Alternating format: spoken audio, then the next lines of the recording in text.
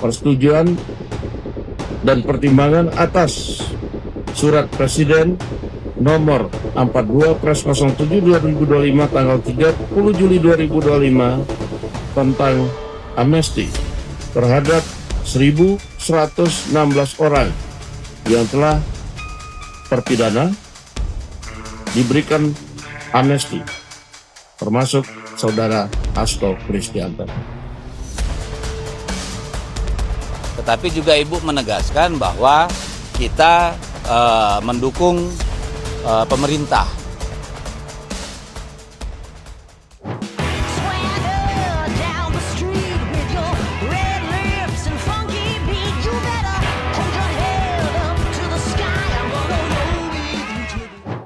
Akhirnya Hasto Kristianto dan Tom Lembong akan bebas dari penjara setelah DPR menyetujui usulan Presiden Prabowo soal pemberian amnesti untuk Hasto Kristianto dan abolisi untuk Tom Lembong. Ini artinya kita tinggal menunggu kepres dari Presiden Prabowo agar keputusan ini sah secara hukum. Keduanya memang baru divonis oleh Hakim Pengadilan Negeri Jakarta Pusat pada minggu yang lalu. Hasto divonis 3,5 tahun atas dakwaan atas keterlibatan penyuapan Harun Masiku kepada Komisioner KPU Wahyu Setiawan. Sedangkan Tom Lembong divonis 4,5 tahun atas dakwaan impor gula mentah yang dianggap telah menyalahi prosedur. Kedua-duanya sama-sama dituntut oleh Jaksa Penuntut Umum selama 7 tahun dan dua-duanya tidak memiliki bukti yang kuat serta mens rea yang bisa meyakinkan hakim saat fakta persidangan untuk memberikan vonis.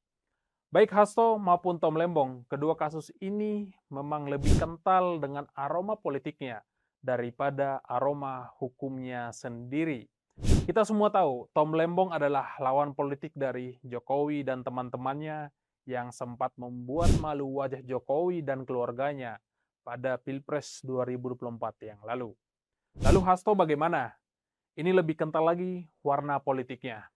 Jauh sebelum Jokowi dipecat dari Partai PD Perjuangan, Hasto sudah diancam akan ditersangkakan oleh KPK. Hasto adalah orang yang paling keras melawan praktek nepotisme keluarga Jokowi serta konsisten mengkritik berbagai intrik-intrik kotor yang melemahkan Partai PDI Perjuangan.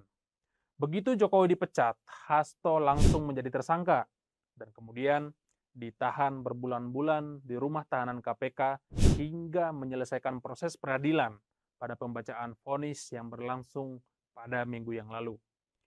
Karena ini kasus politik, maka wajar bagi Prabowo sebagai presiden harus mengambil sikap dengan membebaskan Hasto dan Tom Lembong. Apalagi pemberian abolisi dan amnesti ini lazimnya digunakan untuk tahanan politik. Kasus ini juga mengundang perhatian yang sangat besar dari seluruh rakyat Indonesia. Saya sedikit lebih tertarik kepada Hasto Kristianto soal pemberian amnesti ini. Saya melihat upaya Bu Mega sebagai Ketua Umum PDI Perjuangan dalam membangun komunikasi dengan Presiden Prabowo Subianto patut untuk diapresiasi saat ini. Sejak vonis Hasto Kristianto, PDI Perjuangan tidak terlihat reaktif atau lebih tenang.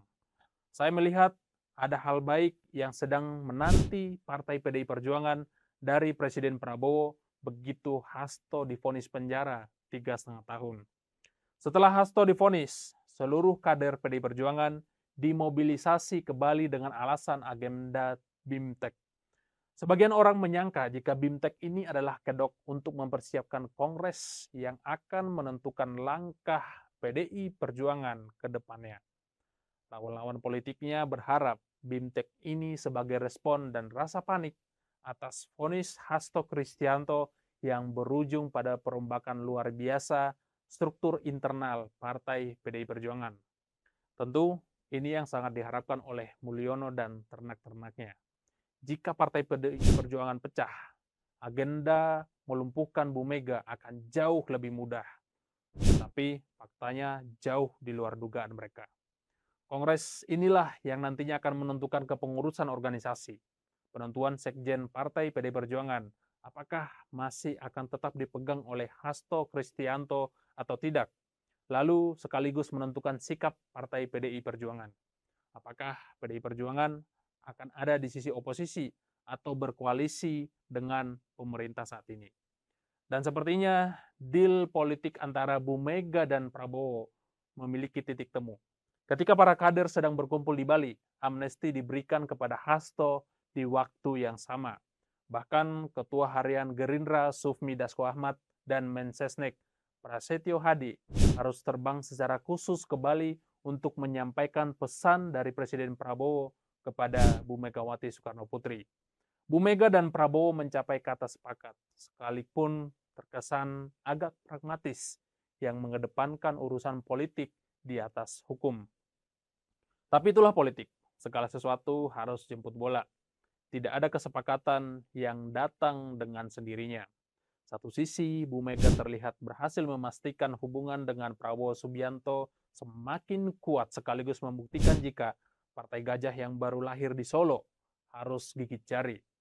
Satu sisi, Prabowo Subianto bisa terlihat sebagai penolong bagi Partai PDI Perjuangan sekaligus bagi orang kritis kembali menjadi pahlawan kesiangan karena selalu muncul ketika klimaks dari setiap masalah terjadi. Apalagi dalam BIMTEK di Bali, Bu Mega menegaskan agar seluruh kader PDI Perjuangan mendukung pemerintahan Presiden Prabowo Subianto.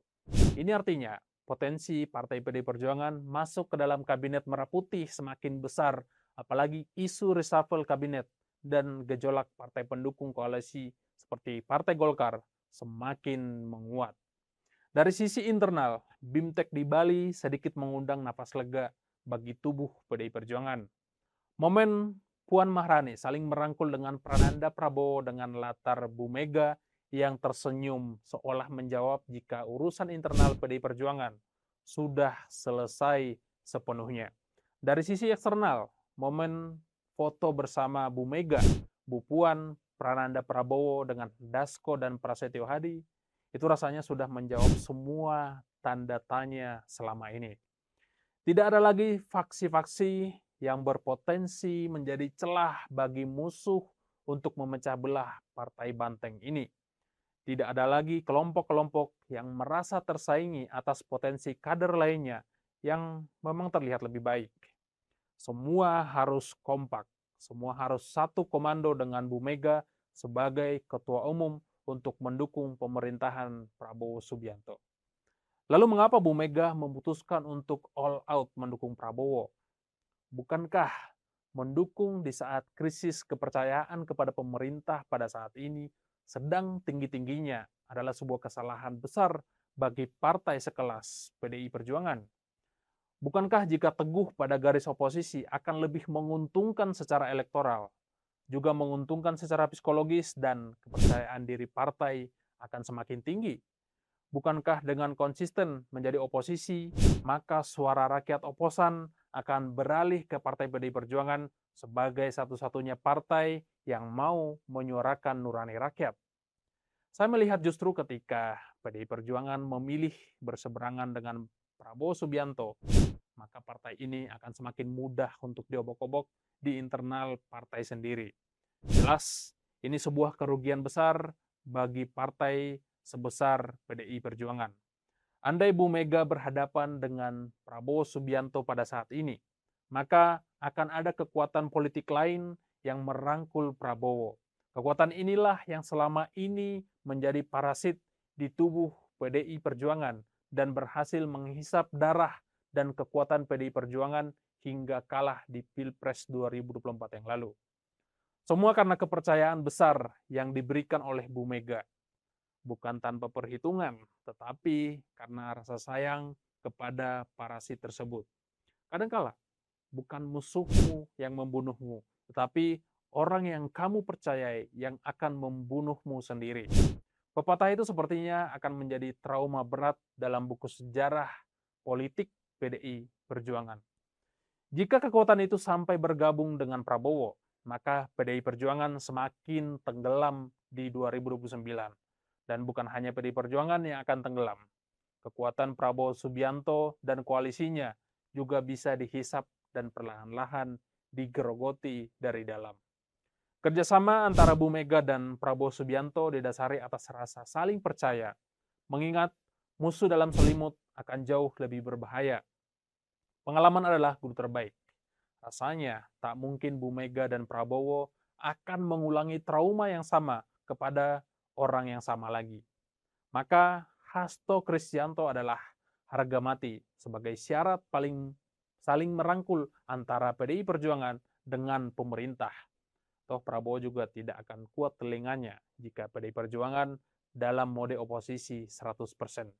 Apalagi pesan Prabowo menjelang perayaan kemerdekaan ke-80 Republik Indonesia. Prabowo butuh agar situasi politik Indonesia bisa guyup dan rukun. Setidaknya tidak ada gejolak politik yang berarti. Amnesti telah diajukan untuk Hasto. DPR sudah setuju. Sekarang tinggal menunggu keputusan presiden dari Presiden Prabowo. Hasto bebas, maka babak baru drama politik akan semakin menarik untuk disimak. Lalu kita lihat siapa yang paling bereaksi setelah Hasto bebas. Maka dialah sejatinya parasit dan kekuatan politik yang dihindari oleh Bu Mega dan Prabowo. Saya John Sitorus, Insight.